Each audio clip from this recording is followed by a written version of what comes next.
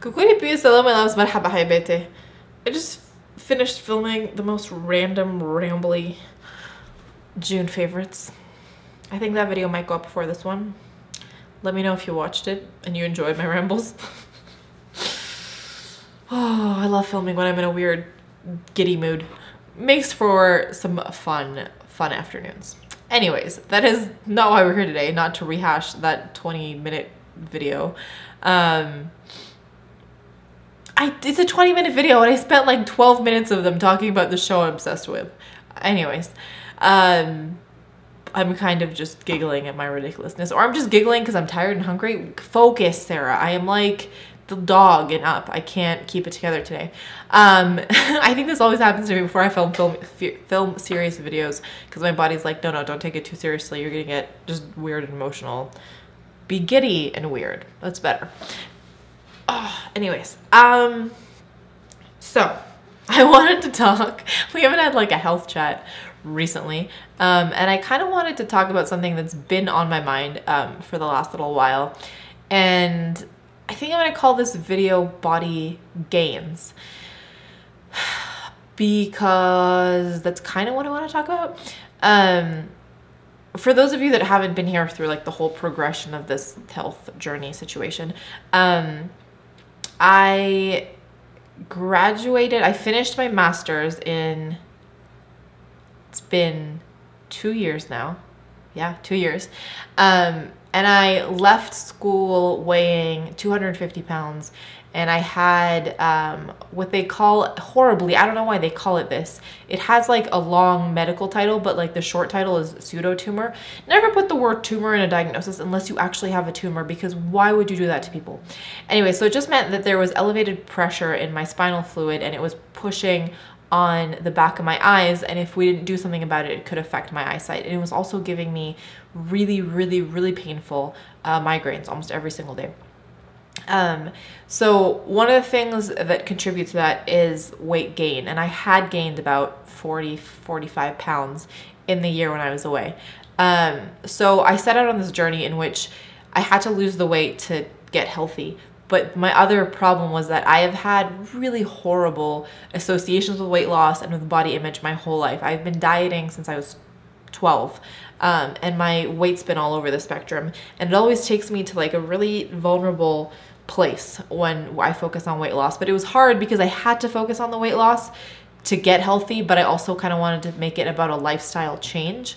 And so over the past year, for the most part, I would say that I've gotten to that place where it's been a lifestyle change. It's been about balance. It's been about working out to feel good. It's been about running for my mental health just as much as my physical health. It's been about going to the gym, so that if I kind of want to indulge in something, I feel like there's some more balance. But I think a lot of the time, the thing I wanted to talk to you guys about is a lot of the time I sit here and I tell you these things, but what I don't talk about is the fact that, you know, that little voice in the back of your head that does fixate on the scale and does fixate on the number. I had spent the better part of 2 years lying to myself that it wasn't there, that I tuned it out, that I didn't care. But then every once in a while it'll come and rear its ugly head. And it did that to me over the last couple months. And all of a sudden I was in this really negative space where I was like on Instagram looking at kind of before and after weight loss pictures and accounts where I was fixating on the scale and how I looked and feeling really negative about myself. And I don't know why I didn't talk about it. It felt to me like a failure in what I was trying to do. It felt to me like I was not being disingenuous to you guys, but like I wasn't here in a positive way if I talked to you about it. I don't know. We let our own inhibitions and vulnerabilities, I think, creep up on us sometimes. So I thought it was equally important for me to come here and tell you, hey, I do believe that this is a lifestyle change. This is not crash dieting anymore for me. We're changing the way we live our lives to feel healthier and feel better. But that doesn't mean that I'm not susceptible to feeling down a certain day because I feel bloated or a pair of pants doesn't fit as well. That also doesn't mean that like I don't get like happy. Sometimes people, oh, you look great, you must have lost weight. You give equal weight, not equal weight, but you give weight to both, and so you are kind of susceptible to have your mind work on that didactic.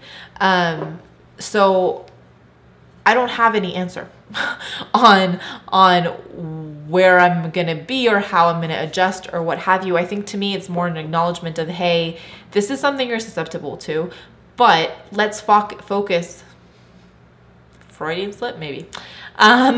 Let's focus on body gains. Let's focus on the things that your body has gained. Because I think the reason I got into that negative headspace was it had been about a year, and for whatever reason I didn't get on the scale, and I was wearing a pair of pants and they felt a little tight. And I've never been able to trust the way that I feel in my body, because I always look at myself like the girl who was that heavy, chubby girl, because that's just the way I had grown up, and that's the language that I'd been accustomed to, and that's been the image that had been ingrained in my head. So irrespective of how much weight I've ever lost, that's almost exclusively all I see. So I thought, I jumped on the scale that day, and I realized that I'd gained 3 or 4 pounds. And I wasn't actually too upset about the 3 or 4 pounds. I was more upset that, like, I spent a year, yes, sure, like indulging in pizza every once in a while or a piece of cake, but for the most part, being really good about being healthy and making it to the gym and getting my runs in. Why had I not lost any weight? And it took me to a really negative place. And I think I had to acknowledge it, and I had to say, hey, this is just part of what it is. This is how you feel. Don't try to push it behind, because when I did that, I ended up gaining a couple more pounds in the span of a month, and I was like, okay, dude, chill. So I had to acknowledge that feeling, and then I had to go, okay, look, I have this weird relationship with a scale. I might, until I can wean myself off of it, kind of hop back on and off of it until I at least lose the weight that I put on.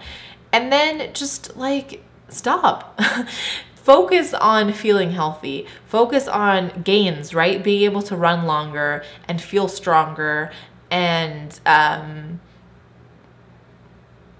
that's where I'm at right now. I feel like there are probably more things that I can focus on in terms of gains, but it's baby steps, right? It's acknowledging that I do still care about what the scale says, and that's not...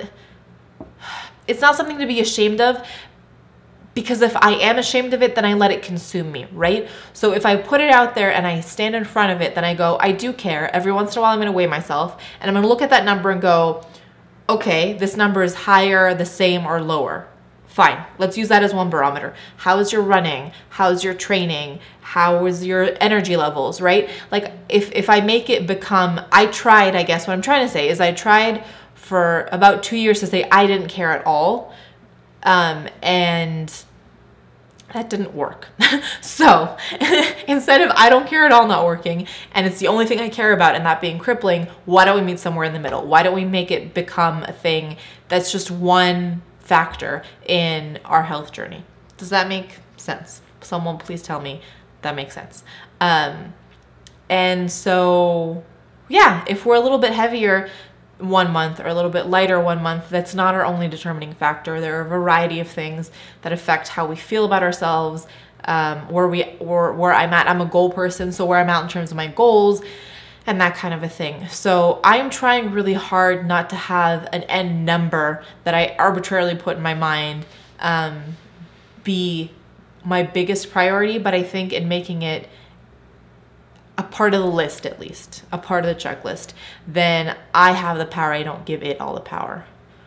That's kind of what I want to talk to you guys about today. So, in speaking about that, Ramadan's actually been really great because it's allowed me the chance to kind of refocus. I've been running every day, so my body's been feeling like it's gaining a lot physically and emotionally through that practice. So I'm excited to kind of scale back. Running's the only thing that I feel like I kind of can do in fasting because my body is relatively used to it. I can do it on the treadmill right before dinner, that kind of thing. So it's great. But I think it's helped give me a foundation to go back to a positive place with working out, to it being something that brings me joy and peace of mind versus something that I need to do to burn calories, if that makes sense. So I'm excited to see how that progresses and incorporating different activities as I get out of Ramadan. There's like a kickboxing studio that's opened up not too far from here, so I'm going to try that out and let you guys know how that goes. And then from a food perspective, again, I was starting to get into it was like 3-4 weeks of close to that binge eating that is never good for me, like pizza, like a full pizza by myself 2 times a week. So I knew I had to put a stop to it. And Ramadan's actually been great because you're forced to really plan your meal. A, because you've got all day long to think about food and the meal you want, and B, because you do have to be strategic about what you're eating, so it'll give you enough energy throughout the day. So I've really, my body has been reminded of what good food does for it. That doesn't mean that I don't have like the occasional piece of cake or a slice of pizza or a little bit of pasta, but to me, I have a hard time with balance. So it has to be a little bit of this, a little bit of that, or else I go overboard and I just feel sick. So it's been a good chance to kind of recalibrate my body, to remind it what it feels like to be well fed. And I'm excited to kind of come out of Ramadan and again, be able to balance my whole day again. So yeah, I just thank you for the chance to let me sit here and be vulnerable. Please let me know your thoughts. Let's have an open conversation about all this kind of stuff. These are quickly becoming, these like chatty, vulnerable videos are quickly becoming some of basically my favorite ones to film. So thank you for allowing me that opportunity. And yeah, let's do some quick points of positivity before I head out. My first point of positivity is this video. It's nice to say some of these things out loud and in that way gain the power back on these words and these emotions, if that makes sense. That's definitely my first point of positivity. My second is just a beautiful, relaxing weekend. I mean, there were a few little bumps, but for the most part, it was just like being in the sun and running errands and getting things done. And that makes me feel all kinds of happy. And then my third point of positivity is I need to chat with my sister a little bit. She may be home pretty soon, but for the time being, it was nice to get a chance to catch up with her. That is it for me today. As always, please let me know what's making you guys smile. I will talk to you soon. But before I leave you, as always, let me remind you that life is just way too short to wear boring lipstick. Bye, guys.